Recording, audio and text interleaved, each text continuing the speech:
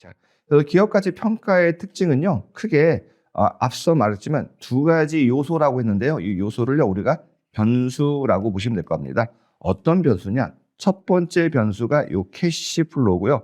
두 번째 변수는 요 자본 비용인데, 제가 앞서 말씀드린 게 불확실성이겠죠? 그래서 불확실성. 요거를 우리가 조금 학문적인 용어로 자본 비용이라고 얘기합니다. 자본 비용이라는 건 좀 직관적으로 설명드리면 이자율 같은 개념인데, 이자율이 높다라는 거는요, 미래의 불확실성이 높다. 이자율이 낮다라는 거는 불확실성이 낮다. 그래서 기업 가치 평가에 영향을 미치는 변수, 우리가 기업 가치를 value라고 해서 여기 V라고 쓰면 여기가 F가 기업 펑션 함수죠. 첫 번째는 요 캐시 플로우, 그렇죠? 다른 하나는 자본 비용 이렇게 쓸 수 있죠. 자본 비용.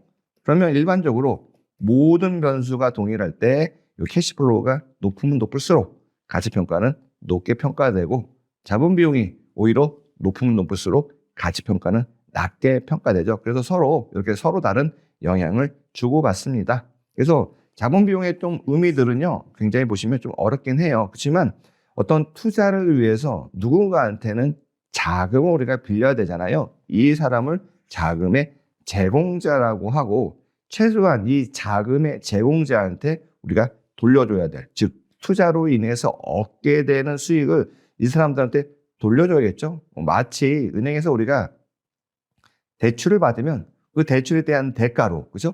이자라는 거를 주는 것처럼 요 자금을 제공한 투자자한테 그 대가로 주는 것이 자본 비용이다라고 볼 수 있습니다.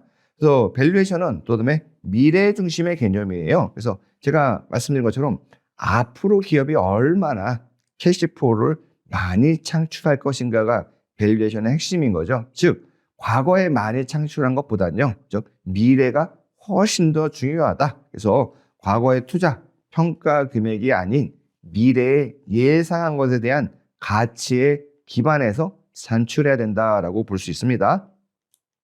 자, 그래서 또 가치 평가의 특징은요, 시점에 따라 달라질 수 있어요. 똑같은 기업이라도 시점에 따라. 왜냐하면 미래에 대한 예상 상황이 달라지면 거기에 맞춰서 달라질 수 있어. 그래서 우리가 뭐 캐시플로우, 그렇죠? 불경기 때 우리가 미래를 예상한다면 굉장히 좀 미래가 불투명하게 되죠. 즉 미래의 캐시플로우가 좀 안 좋을 수 있고, 그러다 보니까 불경기 때는 일반적으로 가치 평가가 낮게 나오고, 호경기 때는요, 미래가 되게 장밋빛 전망으로 보이기 때문에 일반적으로 가치 평가가 높게 나오죠. 자본 비용에 대한 정보 역시도 유사하죠. 뭐 자본 비용도 일반적으로, 그렇죠? 불경기 때는 자본 비용이 좀 불확실성이 높아져 가지고 높게 나오고, 경기가 좋을 때는 대체로, 그죠? 불확실성이 낮아져 가지고 자본 비용이 낮게 나오기 때문에 경기가 좋을 때는, 그죠? 동일한 기업이라 할지라도 높게 평가가 되고, 경기가 안 좋을 때는, 그죠? 동일한 기업이라도 좀 낮게 평가되는 그런 이제 내용들이 있습니다. 그래서 밸류에이션이라는 건 어떤 절대적으로 변하지 않는 숫자가 아니라요, 시점에 따라, 즉 상황에 따라 변수들이, 미래에 대한 예상 변수들이 바뀌면 밸류에이션도 바꿀 수 있다라고 봅니다. 그다음에 또 밸류에이션은요, 거래 가치에 기반해서 산정할 수 있어요. 어떤 거냐면, 우리가 거래를 하는데 유사한 거래들, 이런 것들을 우리가 좀 뒷부분에서 배우겠지만 일물일가라고 합니다. 일물일가라는 거는요, 그렇죠? 어떤 하나의 가격이 하나의 가격만을 걷는 거죠. 그럼 내가 어떤 기업에 대한 가치를 평가할 때, 그렇죠? 이러한 유사한 기업들이 실제로 시장에서 거래됐을 때 그 가치를 통해서 내가 평가하려는 기업의 가치를 평가할 수도 있죠. 그래서 뭐 잠재 인수자라고 말씀드렸지만, 그죠? 어떤 기업을 사가는 사람이 다수일 경우에 동일한 자산의 시장 가격, 동일한 자산의 시장 가격이라면 우리가 팔려는, 그렇죠? 기업하고 굉장히 유사한 기업의 현재 주식시장에서 거래되고 있으면 그 시장 가격에 의해서도 우리가 이제 평가할 수 있다. 단 요때 주의할 건요, 캐시플로우하고 리스크를 우리가 이제 자본 비용이라고 하죠. 이런 것들이 이제 좀 동일해야지만 어느 정도 참고 거래를 기반하여 가치를 평가할 수 있다. 이렇게 볼 수가 있습니다.